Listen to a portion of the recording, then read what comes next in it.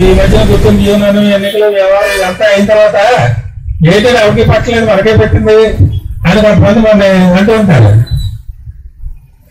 మనకే పట్టింది. కారణం ఏమిటంటే దేశంలో ఉన్నటువంటి ప్రజల ప్రయోజనాలు, కార్మికుల ప్రయోజనాలు మనది అని మనం భావించడం వల్లే మనకు అది పెట్టింది.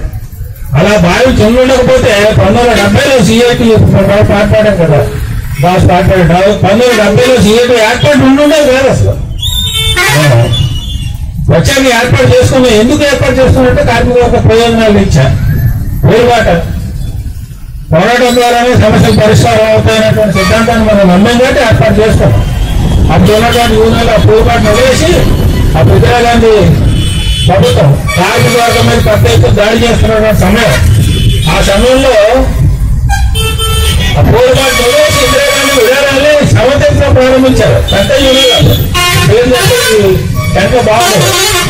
అందుకని పెద్ద యూనియన్లు ఇందిరాగాంధీ విధానాన్ని సమర్థంగా ప్రారంభించారు. దాంతో కార్మిక వర్గ ప్రయోజనాలు కాపాడబడాలి అంటే నికరంగా, నిజాయితీగా, సమస్యలుగా పోరాడే సంఘం అవసరమైంది. ఆ సంఘం కోసం 1970లో సిఐటి ఏర్పాటైంది. అప్పటి నుంచి ఎదుగుతూ ఈ స్థాయికి వచ్చాం మనం. అఖిల భారత స్థాయిలోనే సిఐటి. ఇప్పుడు మనం కేంద్రంలో ఉన్నటువంటి ట్రేడ్ యూనియన్లు అన్నింటిలోకి అతి చిన్న ట్రేడ్ యూనియన్ ఏదండి, చిన్నదంటే వయసులో ఏది సిఐటి. కానీ కేంద్ర కార్మిక సంఘాలు అన్నిటికీ కూడా కేంద్ర బిందువులు మళ్ళీ సిఐటీలు. మరి ఇంత చిన్న వయసులో ఉన్నటువంటి సిఐటీలు కేంద్ర బిందువు ఎందుకు ఇవ్వాల్సిందండి? చిన్న వయసులో లీడర్లు అంటే మన దుఃఖాలకు వస్తారంటే ఎవరైనా లీడర్ కూడా క్వాలిటీలు ఉంటారు. హీరోకి అంతగా కనబడ్డావా అనాలి, ఏదో ఒకటి అనాలి కదా. నా జోలు చేస్తే ఊరుకునే అలాగే ధైర్యంగా పోరాడే స్వభావం ఉండాలి. అలాగే విషయాల మీద, ప్రభుత్వ విధానాల మీద ఒక స్పష్టత, ఒక అవగాహన, ముందు చూపు ఇవన్నీ ఉండాలి. అవన్నీ ఉన్నాయి కాబట్టి చాలా పెద్ద యూనియన్లు, 100 ఏళ్లకు పైగా చరిత్ర ఉన్నటువంటి యూనియన్లు కూడా సిఐటిని కేంద్ర బిందువుగానే ఆమోదించవలసి వచ్చింది. ఇప్పుడు దేశవ్యాప్తంగా ఐక్య పోరాటాలు జరుగుతున్నాయంటే దాని కేంద్ర బిందువు సిఐటి పేరుంటేనే centre of Indian trade unions కేంద్ర బిందువు. ఆ కేంద్ర బిందువు పేరు తగ్గట్టుగానే సిఐటి ఏర్పాటు అయింది. ఆ లక్షణాలు పుచ్చుకుని మనం 1982 నుంచి విశాఖపట్నం స్టీల్ ప్లాంట్ లో కూడా అసలు సిసలైనటువంటి సిఐటి సంఘంగా కొన్ని స్టీల్ ప్లాంట్ ఎంప్లాయీస్ యూనియన్ నడుపుతున్నాం. అందులో సభ్యులకే ఉన్నందుకు మీరందరూ కూడా చాలా గర్వపడాలి. అలాగే ఇప్పుడు ఉన్నటువంటి పరిస్థితులు అధిగమించడానికి పెద్ద భారం కూడా మన మీద ఉంది. అది మనం పూర్తి చేయగలగాలి. గుర్తింపులో ఉండేవాళ్ళు పెద్ద ఇమ్మెటీరియల్ అండి. గాంధీ గారు కాంగ్రెస్ పార్టీకి ఎప్పుడు అధ్యక్షుడి కింద లేడు ఆయన. కాంగ్రెస్ పార్టీ నాయకత్వంలో కదా దేశంలో ఇంకా చాలా కారణాలు ఉన్నా కానీ అంతిమంగా కాంగ్రెస్ పార్టీ నాయకత్వం వహించింది దేశ స్వాతంత్ర పోరాటానికి. గాంధీ గారు ఎప్పుడూ దానికి అధ్యక్షుడి కింద లేడు. మరి గాంధీ గారికి పేరు ఎందుకు వచ్చిందండి? అధ్యక్షుడికి చాలా మంది అందరూ మర్చిపోతాము. కాంగ్రెస్ పార్టీ అధ్యక్షుడు ఎవరంటే మన పేరు రావు. కాబట్టి చెప్పాలి, అయితే మీకు పేరు చెప్పండి, మరో చెప్పలేదు. మీకు సామాన్యులు ఎవరు చెప్తారు? కానీ ఎవరు అందరూ చెప్పవలసిన పేరు ఎవరు? గాంధీ గారి పేరు చెప్తారు. మరి ఎక్కడి నుంచి వచ్చింది పేరు? ఆయనకి పదవులు, బాధ్యతలు, వీటితో సంబంధం లేదు. ఒక లక్ష్యం కోసం, దేశానికి స్వాతంత్ర్యం సృష్టించాలనేటువంటి లక్ష్యం కోసం దేశ ప్రజలందరినీ ఐక్యం చేసి బ్రిటిష్ వాళ్ళ మీద ఉద్యోగం తీసుకొచ్చేంత పెద్ద సమర్థాన్ని ప్రదర్శించాడు కాబట్టి గాంధీ గారిని ఐక్యమైపోయాడు. మనం అంతే. ఇప్పుడు మన స్టీల్ ప్లాంట్ చాలా పెద్ద ప్రమాదాన్ని ఎదుర్కొంటుంది. ఇలాంటి ప్రమాదాలు మనం 2 పుష్కరాల ముందు చూసాం, 2000 సంవత్సరాల్లో. అప్పుడు మళ్ళీ ఎవరు పోరాటం చేశారు? ఆ ప్రమాదం నుంచి స్టీల్ ప్లాంట్ బయటపడేటట్టు ఎవరు చేశారు? చాలా సగర్వంగా చెప్తారు, ప్రమాదం చేశాం. మళ్ళీ అలాంటి ప్రమాదాన్ని, అంతకంటే పెద్ద ప్రమాదాన్ని ఎదుర్కొంటాం. ఈ ప్రమాదం నుంచి బయట పడగలవా లేదా అనేది ఒక ప్రశ్న. అయితే ఇప్పుడున్నటువంటి పరిస్థితులను మనం అర్థం చేసుకుంటే, ఇప్పుడు దేశంలోనూ రాష్ట్రంలోనూ ఉన్నటువంటి భౌతిక పరిస్థితులను కానీ అర్థం చేసుకుంటే మనకి కొద్దిగా క్లారిటీ వస్తుంది. దీని మీద ప్రమాదం ఎందుకు వచ్చింది, ప్రమాదం నుంచి బయటపడటం సాధ్యం అవుతుందా అవదా అనేది మనకి తెలుస్తుంది. మనం ఈ ఇన్నాళ్ళు చేసినటువంటి పోరాటం దాని మీద పోరాట ఫలితం ఏంటంటే ఈ ఎన్నికల్లో మన జరిగినటువంటి ఎన్నికల్లో రాష్ట్రంలో మన ప్రాంతాల్లో ఇది ఒక రాజకీయ ఎజెండా కింద అయింది. నేను గెలిస్తే స్టీల్ ప్లాంట్ పరిరక్షణకి కట్టుబడి ఉంటాను అని ఇక్కడ పోటీ చేసినటువంటి అభ్యర్థులందరూ ప్రకటించవలసి వచ్చింది. ఇప్పుడు గెలిచిన వాళ్ళు కూడా అలాగే గెలిచారు. మనకి ఎంపీ గారు అలాగే గెలిచారు, ఇక్కడ స్థానికంగా ఉన్నటువంటి రాజబాబు ఎమ్మెల్యే కూడా అలాగే గెలిచారు. నేను స్టీల్ ప్లాంట్ అమ్మేసిన నాకేం అభ్యంతరం లేదని ముందే చెప్పుంటే వాళ్ళ ఎన్నికల ఫలితాలు వేరుగా ఉండేవి. కానీ వాడు ఏం చెప్పారు, ఎంపీ గారు అదే చెప్పాడు, స్టీల్ ప్లాంట్ పరిరక్షణ కట్టుబడి ఉన్నాను, ఎక్స్ప్రెస్ లోని ప్రైవేటీకరణ జరగనివ్వని చెప్పారు కాబట్టి వాళ్ళు గెలిచారు. ఆ రాజకీయ ఎజెండా ఎలా వచ్చిందండి? మన పోరాటం వల్లే వచ్చింది, లేకపోతే రాదు కదా. కేంద్ర ప్రభుత్వం దీన్ని అమ్మేస్తామని ప్రకటించడం రాలేదు కదా, ఆ ప్రకటనకు వ్యతిరేకంగా మనం చేసినటువంటి పోరాటం వల్ల వచ్చింది, అంతే కదా. అందువల్ల ఆ పోరాటాన్ని ముందుకి తీసుకెళ్తే తప్పకుండా ఫలితం వస్తుంది. ఇప్పుడు కేంద్రంలో నరేంద్ర మోడీ గారి ప్రభుత్వం మళ్ళీ ఏర్పాటు అయింది. 3.0 ఉన్నది, 1.0, 2.0. అదే రజనీకాంత్ సినిమా వస్తుంది కదా, ఏంటది రోడ్ 2.0 వచ్చి 3.0 కాదు 3.0 వచ్చింది. ఈ 3.0లో 2.0కి 1.0కి చిన్న తేడా ఉన్నది. 3.0 ఏది 3.0? ఇది పూర్తిగా మెజారిటీ లేనటువంటి ఒక సంకేత ప్రభుత్వం. ఆ ప్రభుత్వం మన రాష్ట్రంలో అధికారాల్లో ఉన్నటువంటి తెలుగుదేశం పార్టీ బలం మీద ఆధారపడినటువంటి ప్రభుత్వం ఉంది. ఇది వాస్తవం.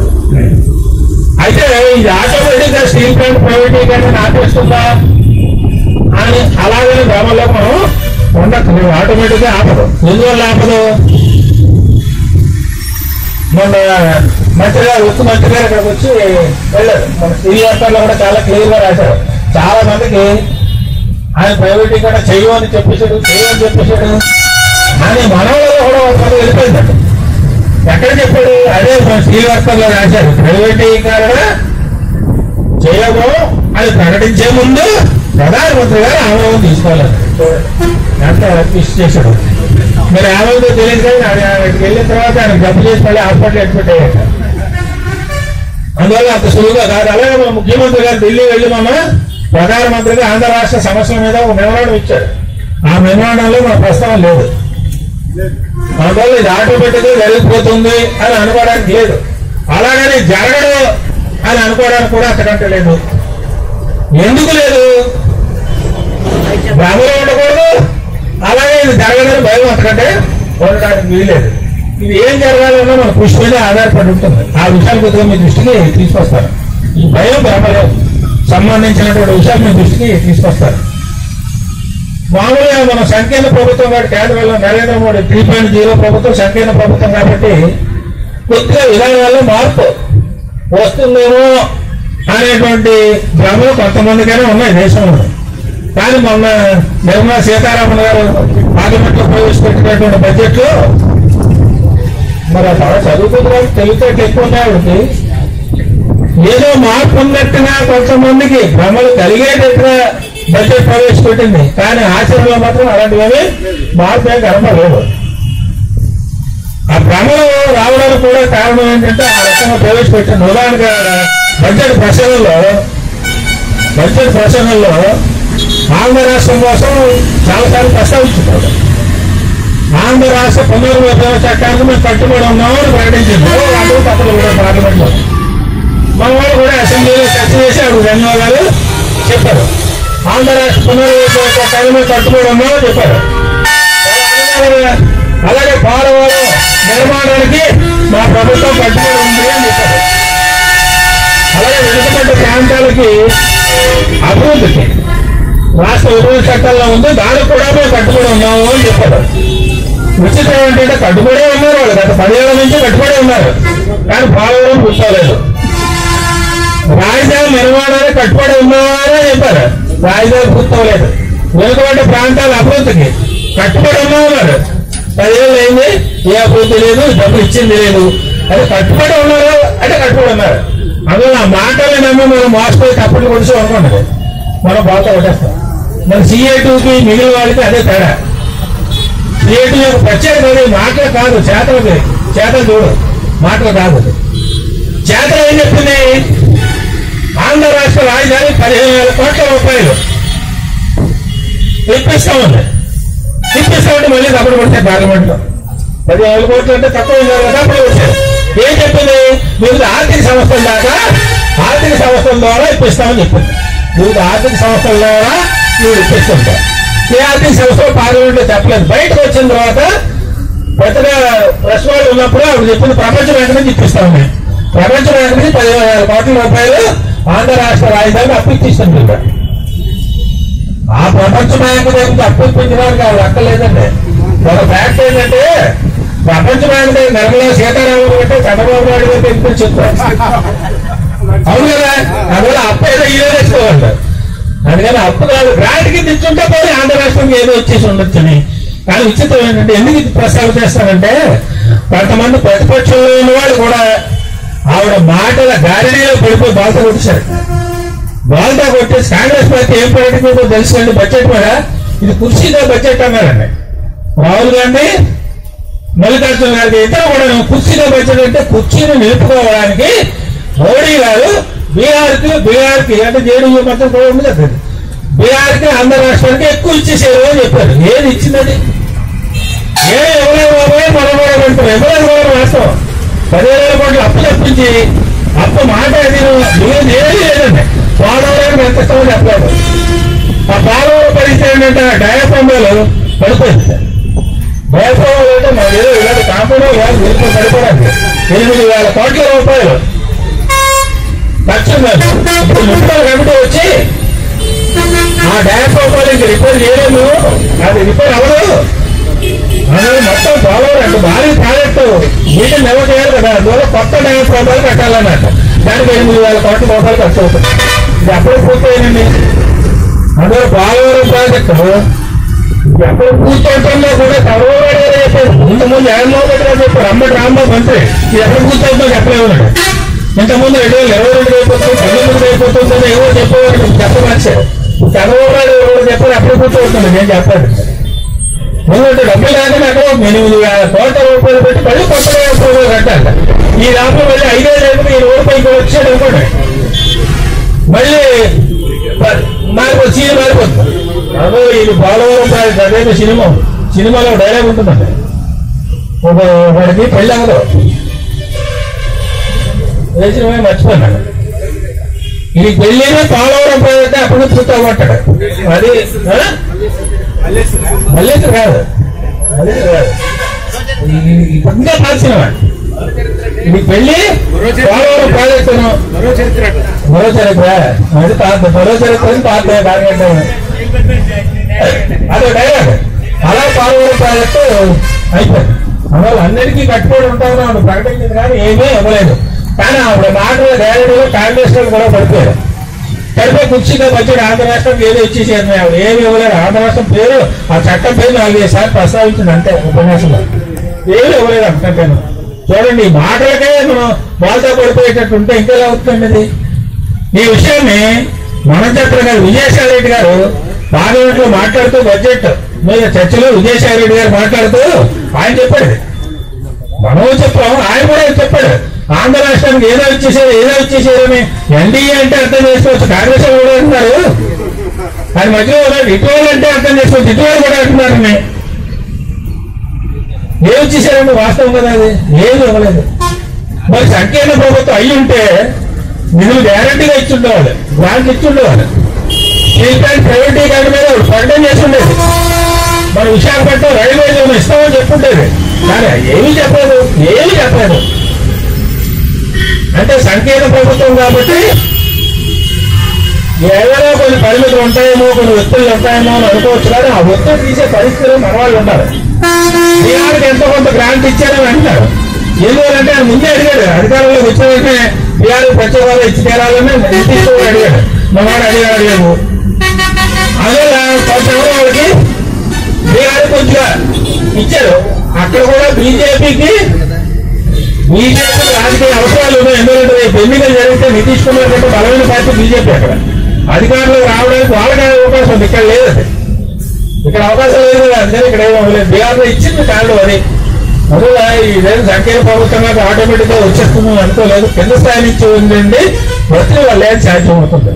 అలాగే విధానాల్లో కూడా మార్పు వచ్చేసిందా? సంకీర్ణ ప్రభుత్వం కాబట్టి మెజారిటీ తగ్గింది కాబట్టి బీజేపీకి మార్పు వచ్చేసిందని కూడా మనం అనుకోవడానికి వీలేదు. ముఖ్యంగా ప్రభుత్వ పరిశ్రమకు సంబంధించి మనం మాట్లాడితే కొంతమంది అంటే ప్రతి బడ్జెట్ లోనూ నిర్మలా సీతారామన్ గారికి ఇప్పుడు ఇది 7వ బడ్జెట్. నిర్మలా సీతారామన్ గారు మిగిలిన 6 పూర్తి మెజారిటీతో ప్రవేశపెట్టింది, 7వ సంఖ్యాకంతో పెట్టిన బడ్జెట్.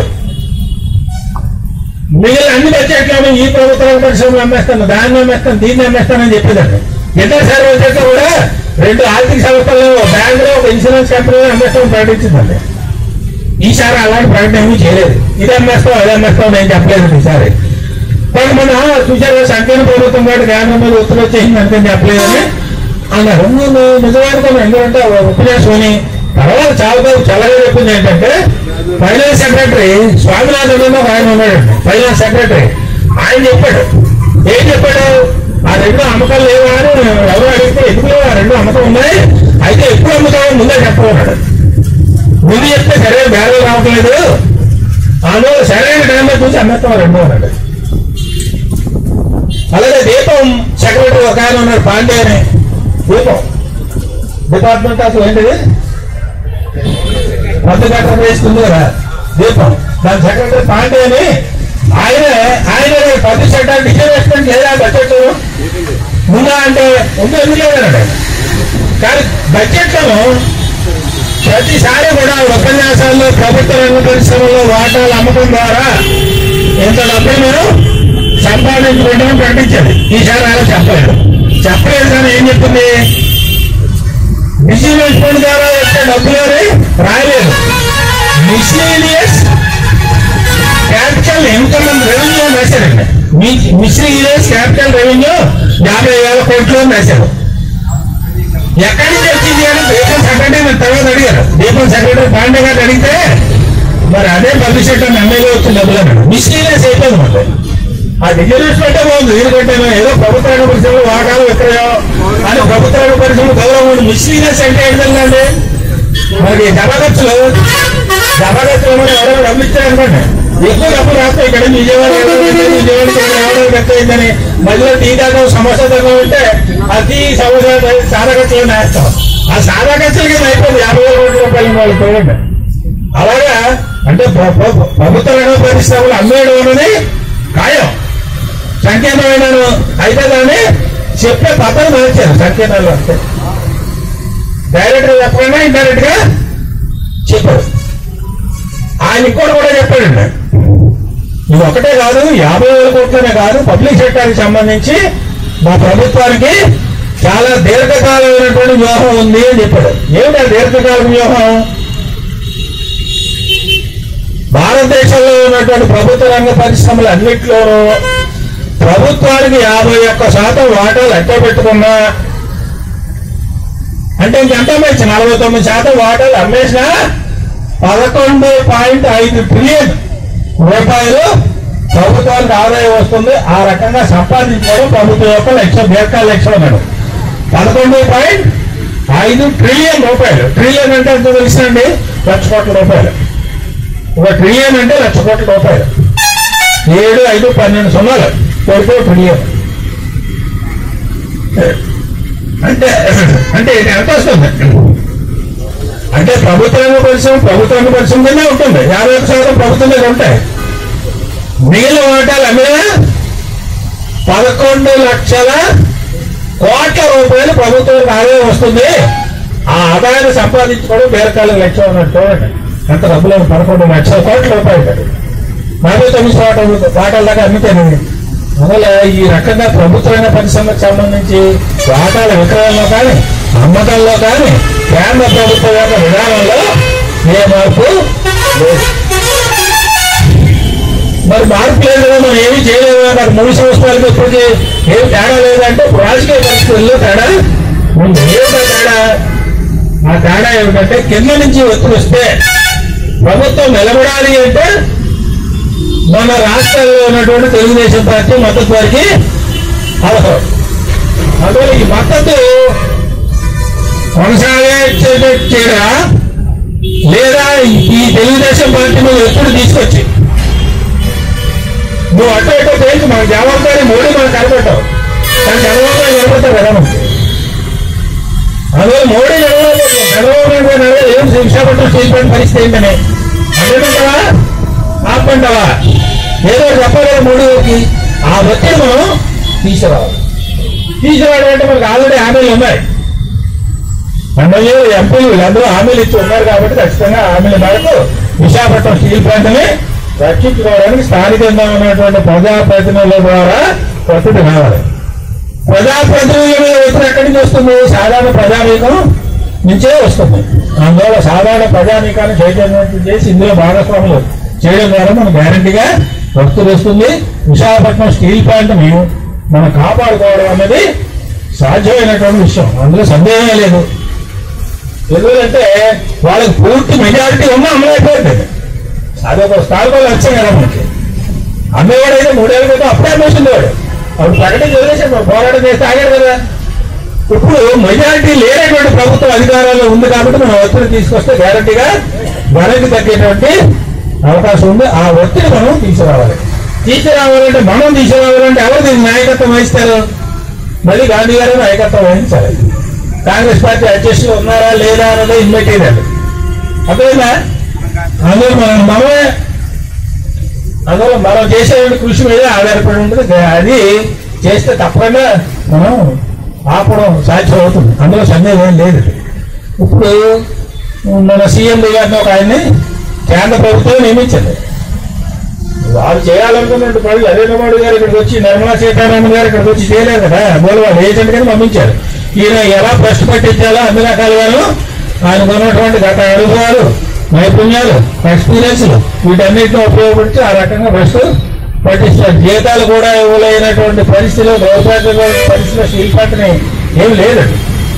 కానీ కావాలనే ఈ రకంగా భయాలైనటువంటి వాతావరణాన్ని, జీతాలు పెన్షన్ ఉంటే అప్పుడు వాడు ఏం చేశారు? కొంతమంది ఎవరో ఒక మంచి ప్రయోజనం అయితే బాగుంటుంది, మెల్లగా జీతాలు ఇచ్చేవాడు ఎవరో ఒకరు అలాంటి వాడికి అందిస్తే బాగుంటుంది. ఎలాంటి వాడికి అమ్మారో కూడా కార్మికులే చర్చించేట్టుగా చేశారండి. మైండ్ గేమ్ చేసి ఎక్కువ అక్కడ మరి అలాంటి మైండ్ గేమ్ ఇక్కడ ఆడాలి అనుకుంటారేమో, కానీ పరిస్థితి ఆ రకంగా ఇక్కడ లేదు. ఇక్కడ క్లారిటీగా కార్మికులు కానీ సాధారణ ప్రజలు కానీ విశాఖపట్నం స్టీల్ ప్లాంట్ ప్రభుత్వ రంగంలోనే కొనసాగాలనే కోరికతోనే చాలా పట్టుదలగా ఉన్నారు. కాబట్టి తప్పకుండా మనం ఉద్యమం కొనసాగిస్తే, పట్టుదలగా చేస్తే తప్పకుండా విజయం సాధిస్తాం. అందులో ఏ రకమైనటువంటి నిర్ణయం మనం ఉండక్కర్లేదు. అందుకని స్టీల్ ప్లాంట్ అమ్మేస్తారేమో అన్నటువంటి భయం అక్కర్లేదు. స్టీల్ ప్లాంట్ కేంద్ర ప్రభుత్వం అమ్మరు అనే భ్రమలు కూడా అక్కర్లేదు. చెప్పు కదా, భ్రమలు భయాలు రెండు ఉండకూడదు. రెండు లేకుండా మనం దీన్ని కాపాడుకోవాలన్నటువంటి నమ్మకంతో ముందుకు వెళ్తే తప్పకుండా విజయం సాధిస్తాం. ఈ సంఖ్యల ప్రభుత్వం కాబట్టి బడ్జెట్ లో కొంతమందికి పేపర్లు కూడా ఎలా బాగుతా వచ్చేయండి. ఈనాడు కూడా ఎడిటింగ్ పెట్టాడు అన్నాడు. ఏంటి చూసారు? ఈనాడు పేపర్ రాజధాని రాజశేఖర్ రాజధానికి రాజస్వం వచ్చేసింది. ఏది 15,000 కోట్ల రూపాయలు అప్పు ఇప్పిస్తానని చెప్పడంతో రాజస్వం వచ్చింది. ఆఖరికి మొన్న చంద్రబాబు నాయుడు గారు అప్పుడు అసెంబ్లీ ఏదో మాట్లాడిచాడు కానీ మొన్న చెప్పాడు చంద్రబాబు నాయుడు కొండ వదలగొట్టినట్టు ఏంటి ఏమి ఇచ్చారన్నాడు. ఆ చట్టంలో ఉన్నదే కదా. అప్పుడు ధన్యవాదాలు చెప్పారు మొన్నగా. అప్పుడు మాటలు గ్యారెంటీగా పడిపోయారండి. తర్వాత కిక్ నుంచి బయటకు వచ్చారు. కిక్ నుంచి బయటకు వచ్చి మొత్తం లేసింది. మొత్తం లేసిన తర్వాత ఏమి ఇచ్చారని అంటే చంద్రబాబు నాయుడు అన్నారు. తర్వాత పేపర్ వచ్చింది. అందువల్ల ఇలాంటి వాటిలో మనం బాగా కొట్టేస్తే కష్టపడుతుంటాం. మధ్యతరగతి ఉద్యోగులు కూడా చాలా మంది ఆదాయ పల్లె రాయితీలు ఇచ్చారండి. మీకు కూడా చాలా మంది వెళ్ళవుతుంది అనుకోవచ్చు. ఎందుకంటే మనం ట్యాక్స్ కట్టేవాళ్ళే కదా. రాయితీలు ఇచ్చారంటే రాయితీలు ఇవ్వలేదంటే రాయితీలు ఇచ్చింది వాస్తవమే. కానీ దేనికి రాయితీ ఇచ్చారండి? 1900లో 2 పద్ధతులు పెట్టించారు. వీరే పాత పద్ధతి, కొత్త పద్ధతి. Old new. పాత పద్ధతిలో రాయితీ ఏం లేదు, కొత్త పద్ధతిలో రాయితీ. కొత్త పద్ధతికి పాత పద్ధతికి తేడా ఏంటి? మూలమైన తేడా ఒకటి ఉంది. అదే ఇంపార్టెంట్. ఏంటి? పాత పద్ధతిలో నువ్వు ఎవరో డబ్బులు దాచుకుంటే సేవింగ్స్ కానీ, అంటే ఎల్ఐసి ప్రీమియంలు కానీ, లేకపోతే మ్యూచువల్ ఫండ్స్ కానీ, ఇల్లు కట్టుకుంటే ఇంటి రీపేమెంట్ కానీ, ఇంటి మీద కట్టేటువంటి రీపేమెంట్ వడ్డీ కడతాం కదా, ఇంటి వడ్డీ మనం అందరూ ఇల్లు కొనుక్కొని చేస్తాం కదా, వాటన్నిటికీ రైతులు ఉన్నాయి, డిబేట్లు ఉన్నాయి, ఇన్కమ్ ట్యాక్స్ డిబేట్లు ఉన్నాయి పాత పద్ధతిలో. అంటే ఇల్లు కట్టుకో, నువ్వు ఏమైనా అయితే నీ కుటుంబానికి బీమా కల్పించే ఎల్ఐసి బీమా కట్టు, ఇవన్నీ కూడా ప్రోత్సహించేది పాత బడ్జెట్. కొత్త బడ్జెట్లో దేనికి రాయితీ లేదండి, డైరెక్ట్ గా అంతే చేయడం.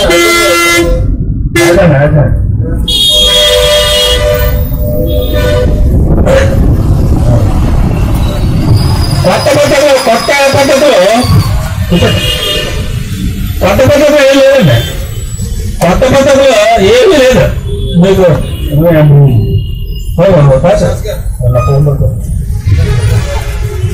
దేనికి ఇల్లు కట్టుకున్నా ప్రిన్సిపల్ మీద లేదు, ఇంట్రెస్ట్ మీద రిబేట్ లేదు, మినాయింపు లేదు. ఎల్ఐసి పేరు పడితే మినాయింపు లేదు, మ్యూచువల్ ఫండ్కి అయితే మినాయింపు లేదు. కొత్త పద్ధతిలో డైరెక్ట్ ఎంత డబ్బులు వస్తే అంత డబ్బులు మీద ట్యాక్స్ కట్టాయి, దానికి మినాయింపు ఇచ్చింది. అంటే దీని అర్థం ఏంటి? ఎవరు పొదుపు చేసుకోకండి, ఇల్లు కట్టుకోకండి, మీరు అందరూ వచ్చిన డబ్బులు వచ్చినట్టుగా ఖర్చు పెట్టండి. ఖర్చు పెట్టేస్తే మార్కెట్లో డబ్బులు వస్తాయి, మార్కెట్లో డబ్బులు వస్తే పెద్ద పెద్ద కార్పొరేట్ కంపెనీలు వాళ్ళ సరుకులు మనలంటే ఏం కొంటాం, ఏదో బియ్యం పప్పులు ఉప్పులు ఇంకో కొనం కదా, కారు ఏదో కొంటాం కదా, ఖరీదేది కొంటాం, ఖరీదేది కొంటే వాళ్ళకే లాభం. అలాంటి కార్పొరేట్ కంపెనీలకి లాభం కలుగుతుంది కాబట్టి ఆ రాయితీలు ఇస్తుంది. ఇది మనకు అర్థం కాలేదనుకోండి, పొదుపుల్ని నిరుత్సాహపరచడం అంటే అది దేశ ప్రయోజనాలు తరగట పెట్టవాలండి. మామూలుగా చెప్తారు, ఏ దేశమైనా తనకు వచ్చినటువంటి మొత్తం సంపదలో 25% దాచుకుంటే అది ఆరోగ్యకరంగా ఉంటుంది. దేశమే కాదు, మనం కూడా వ్యక్తులు కూడా మనకు వచ్చే ఆదాయాల్లో కనీసం 25% పొదుపు చేసుకోవాలి. క్యాపిటల్ ఇన్వెస్ట్మెంట్ అంటే దాన్నే పొదుపు. ఇల్లు కట్టుకున్నాం అనుకోండి, ఇంటికి లోన్ తీసుకుంటే క్యాపిటల్ ఇన్వెస్ట్మెంట్, అలాంటి పర్వాలేదు, పొదుపు వస్తుంది ఇల్లు కట్టుకుంటాను. ఇలా చేయాలి. కానీ దేని చేయడం మొత్తం డబ్బులు ఖర్చు పెట్టాయంటే దేశం దివాళా, రాష్ట్రం దివాళా, వ్యక్తుల కుటుంబాలు అన్నిటి కూడా దివాళా తీయించిన బడ్జెట్ కింద వస్తుంది. అందుకనే ఆ దివాళా తీయించే పనిలోనే ఇప్పుడు కేంద్ర ప్రభుత్వం ఉంది. అందుకని మన అప్పులు మన ప్రవేశపెట్టిన బడ్జెట్లో వచ్చినటువంటి ఖర్చు, అత్యధిక ఖర్చు ఏదో తెలుసుకోండి, అత్యధిక ఖర్చు రుణాల మీద వడ్డీలు. రుణాలు చేసే కాదు, అప్పుల మీద వడ్డీలు అత్యధిక ఖర్చు అండి. మొత్తం 19% అంటే 100కి 19 రూపాయలు మన వడ్డీ రూపాయలు తెలుసుకోండి, అదే అత్యధిక ఖర్చు మొత్తం మన ఖర్చులో. పెద్ద అప్పులే నరేంద్ర మోడీ గారి అధికారంలో వచ్చినటువంటి 10 ఏళ్ల కాలంలోనూ మన అప్పులు రెట్టింపు పైగా పెరిగాయి. 1,81,000 కోట్ల రూపాయలు అప్పులు ఉన్నట్టు, 1,81,00,000 కోట్ల రూపాయలు అప్పులు మన దేశానికి ఉన్నాయి. 2014తో పోలిస్తే రెట్టింపు పైగా అప్పులు ఉన్నాయని. అంటే అప్పు భారత భారతదేశాన్ని మార్చేసి ప్రజలు చేసింది ఏమనంటే ఏమీ లేదు. పోనీ ఏమన్నా కొత్తగా పరిశ్రమలు స్థాపించేవంటే స్థాపించలేదు. కార్పొరేట్లు మాత్రం భారీగా పన్ను రైతులు తీసుకున్నారు.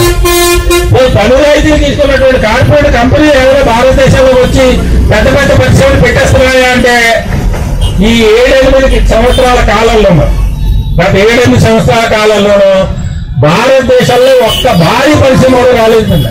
భారీ పరిశ్రమ హెవీ ఇండస్ట్రీ ఒక్కడ కూడా రాలేదు. ఏ కార్పొరేట్ కంపెనీ కూడా భారీ పరిశ్రమలు పెట్టలేదు, అందులో ఉపాధి అవకాశాలు రాలేదు. అందుకనే మొట్టమొదటిసారి ఆర్థిక శాఖ మంత్రి గారు ఆ నోటముట ఒక వాస్తవాన్ని ఒప్పుకోవాల్సి వచ్చిందండి. ఆర్థిక సర్వేను బడ్జెట్ ముందు రోజు ప్రవేశపెట్టారు పార్లమెంట్ లో, ఎకనామిక్ సర్వే అని. అంటే ముందు సంవత్సరం ఎలా అయింది ఆర్థిక వ్యవస్థ అని అందులో పేర్కొన్నటువంటి విషయాన్ని ఆవిడ ప్రస్తావించారు. ఏంటంటే భారతదేశంలో ఈ నెల అత్యధిక స్థాయిలో నిరుద్యోగం పెరిగింది అని ఆవిడ ఒక వాస్తవాన్ని ఒప్పుకుందండి. ఆవిడ ఎందుకు పెరిగిందంటే ఒక పరిశ్రమ రాలేదు, ఉపాధి అవకాశాలు కలగలేదు, ఉన్నవాళ్ళకి ఉపాధి పడవే. మరి పెట్టుబడులు రావట్లేదంటే పెట్టుబడులు వస్తున్నాయి, ఎక్కడి నుంచి వస్తున్నాయి? ఉన్న పరిశ్రమలు మింగేసి వస్తున్నాయి. మన విశాఖపట్నం స్టీల్ ప్లాంట్ అమ్మేసాడు ప్రైవేట్ వాళ్ళకి, అదే పెట్టుబడి అంటున్నారు.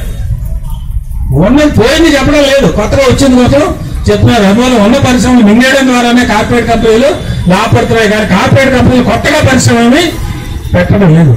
అందువల్ల ఇప్పుడు ఇవన్నీ కూడా జనాలు బోతా కొట్టించినట్టు కొన్ని ప్రతిపాదనలు కొన్ని ప్రకటనలు ఉంటాయి. ఆదాయ పన్ను ప్రకటన అందులో భాగం. ఇప్పుడు కొత్తగా ఏం చేసేది తెలుసండి, మధ్యతరగతి వాళ్ళకి సంబంధించి ఇంకో కొత్త ప్రతిపాదన అండి. ఏమిటో ప్రతిపాదన అంటే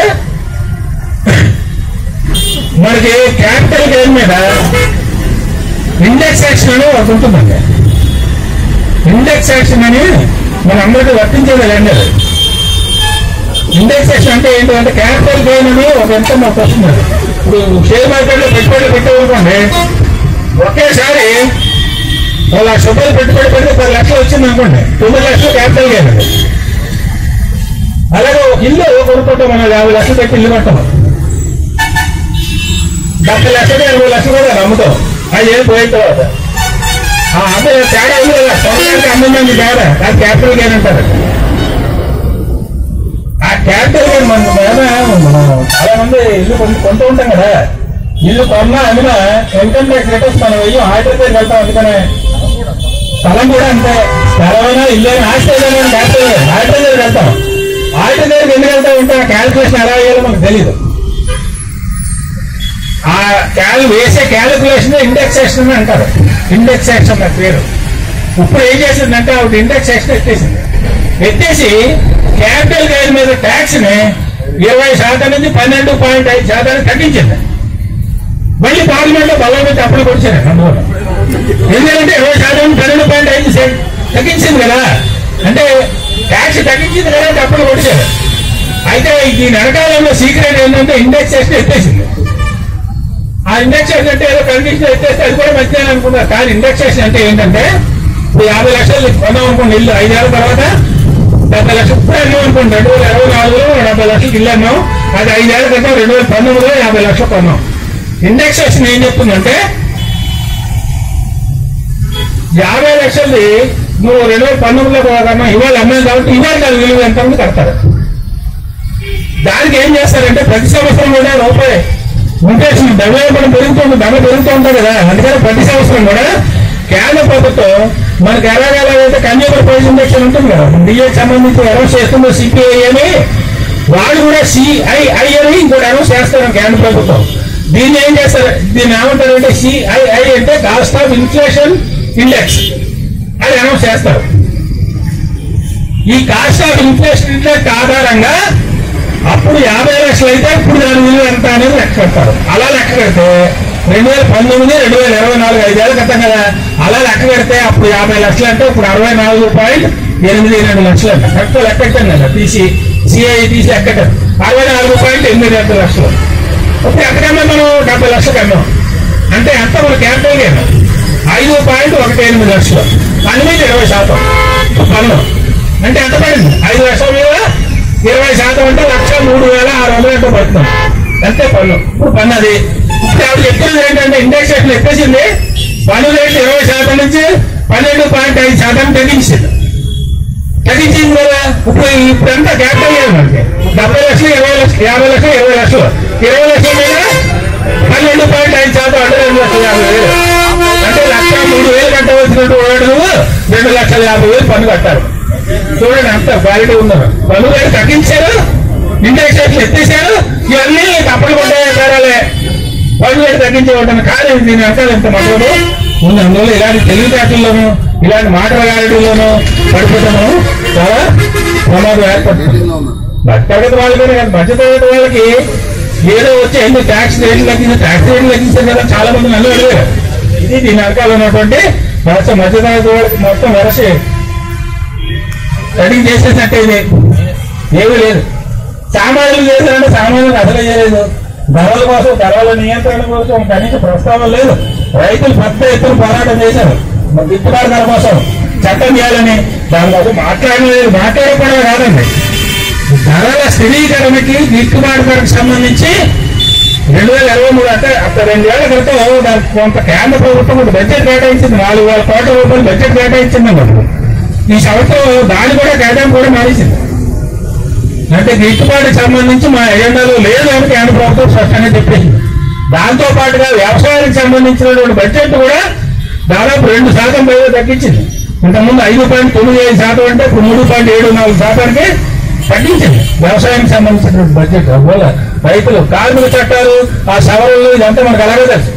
ఆ సవరణల కోసం ఊసేస్తలేదు. ఇప్పుడు సవరణలు అయిపోయి చట్టాలు అయిపోయి 4 లేబర్ కోడ్లు ఉన్నాయి. అమలు తేదీ ఒకటే అనౌన్స్ చేశారు గెజిట్ నోటిఫికేషన్. ఇప్పుడు కార్మికులకు సంబంధించి ఏదో ఇచ్చేస్తున్నట్టుగా అది కూడా పేపర్లో వచ్చిందండి. కార్మికులట 12 నెలలు పని చేస్తే 1 నెల అదనంగా చేపిస్తుందండి ప్రభుత్వం. అయితే కండిషన్ ఏంటి? ఇది 12 నెలలు పిఎఫ్ కట్టాలి యజమాని. కొత్తగా చేరిన కార్మికుడు ఏంటి? కొత్తగా చేరిన కార్మికుడు పిఎఫ్ ఏ యజమాని కడతారండి? అందువల్ల ఆచరణలో ఈ రాయితీలు ఏమి ఉపయోగపడే పరిస్థితి లేదు. తప్పింది ఏమి లేదు. కార్మికులకు సంబంధించిన రాయితీలు, రైతులకు సంబంధించి చాలా విషయాలు. అయితే వీళ్ళందరితో ప్రమాదం ఏంటంటే, తెలివి తక్కువ వాళ్ళు అనుకోండి, ఫైనాన్స్ మినిస్టర్ వాళ్ళు కానీ ఇట్టే బాగా కొట్టించేసి కాదు. వాళ్ళు చాలా తెలివైన వాళ్ళు, కొత్త విద్యా సంస్థలో చదువుకున్నారు. వీళ్ళు చదువుకున్నారు కానీ తెలివితేటలు ఎక్కువ ఉంటాయి. అటైనా ఒప్పించగలరు, ఇటైనా ఒప్పించగలరు. చూడండి, ఆవిడ అది తెలివితేటలు చెప్పుకుంది. ఆవిడ పక్క కూడా మంచి తెలివిగా చెప్పండి చదువుకున్నారు. అందుకని తెలివితేటలు ఎవరికి ఉపయోగపడతారనే పాయింట్. తెలియని వాళ్ళే మా ఎల్ఐసి ఊళ్ళో లేడు, ఒక ఆయన ఉన్నాడండి. ఎల్ఐసి కేసుకొని సుప్రీంకోర్టులో వేస్తే యాజమాన్యం తరఫున వాదించినటువంటి లాయర్ నాని పాలిటీ వాళ్ళని వాదించేటండి. 6 నెలల్లోనే ఆయన గంటకి రూపాయలు తీసుకునేవాట. నాని పాలిటీ వాళ్ళ చాలా ఫేమస్ లాయర్. అప్పదేవారు కూడా అని అంటే మా యూనియన్ లీడర్ రాజకీయ లీడర్ అని చెప్పండి. అలాంటి తెలివైన వాళ్ళు అట్లేసి ఉంటే మనకు చాలా ప్రమాదం ఉన్నారు. అందువల్ల అలాంటి వాడు తెలివితేటలు లేకపోతేనే మనకు లాభం ఉన్నారు అంటే కదా. అలాంటి తెలివితేటలు ఉన్న మనకు ఉంది. అలాంటి తెలివితేటలు ఉన్న నిర్మలా సీతారామన్ గారు వాళ్ళు మనుషులు బాధ కొట్టించిన బడ్జెట్ అవి రోజు పెట్టాలి సాధ్యమే. అందువల్ల వాటి భ్రమంలో పడిపోతే మనం కూడా ఆంధ్ర రాష్ట్రానికి ఏదో వచ్చేసిందని మనం కూడా భ్రమంలో ఉండిపోతాం. అలాంటి భ్రమలేవి పెట్టుకోకూడదు. అయితే భయం కూడా మనకి అవసరం లేదు. ఇందాక కూడా చెప్తున్నాడు, భయం కూడా అవసరం లేదు. ఇప్పుడు ఉన్నటువంటి రాజకీయ పరిస్థితులు మనకు ఉన్నా నచ్చినా నచ్చకపోయినా భౌతిక పరిస్థితి ఏంటంటే తెలుగుదేశం మీద ఆధారపడినటువంటి కేంద్రంలో అధికారంలో ఉంది నరేంద్ర మోడీ ప్రభుత్వం. అందువల్ల మన కింది స్థాయి నుంచి ఒత్తిడి తీసుకొస్తే గ్యారంటీగా చంద్రబాబు నాయుడు గారు కూడా వాళ్ళ మీద ఒత్తిడి తీసుకురావాల్సినటువంటి పరిస్థితి ఏర్పడుతుంది. అందులో సందేహం లేదు.